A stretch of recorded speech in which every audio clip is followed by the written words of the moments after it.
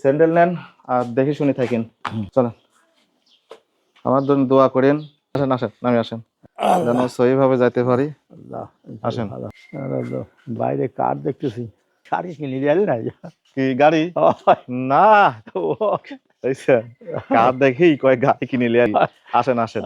আমার বাসায় একজন স্পেশাল মেহমান আসবে, তাকে আনার জন্যই যাচ্ছি। তার জন্য প্রাইভেট কার নিছি। এখন এইটা দেখে আব্বা আবার বলতেছে যে তুমি কি কিনে নিয়ে আসলে নাকি। কত বড় কার, এত বড় কার কে?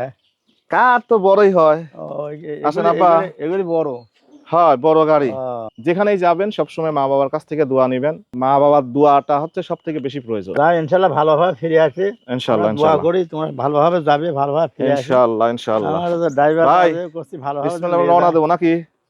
হ্যাঁ, ভালোভাবে যেন নিয়ে আসে ইনশাআল্লাহ ইনশাআল্লাহ। তো আলহামদুলিল্লাহ, বিসমিল্লাহ বলে আমি রওনা হলাম ঢাকার উদ্দেশ্য। আর ঢাকা যাওয়ার অর্থ হচ্ছে আমাদের বাসার একজন স্পেশাল মেহমান আসবে। সে আসবে হচ্ছে দুবাই থেকে। এয়ারপোর্টে যাওয়ার জন্য আমরা একটু তাড়াহুড়াই করতেছিলাম, কিন্তু মাঝখানে গ্যাস শেষ হয়ে গেল, তারপরে আবার টায়ার পাংচার হয়ে গেল। সব মিলে এই জার্নিটা অনেক কষ্টের ছিল। তারপরে আবার ঢাকা শহরে প্রচুর পরিমাণে জ্যাম।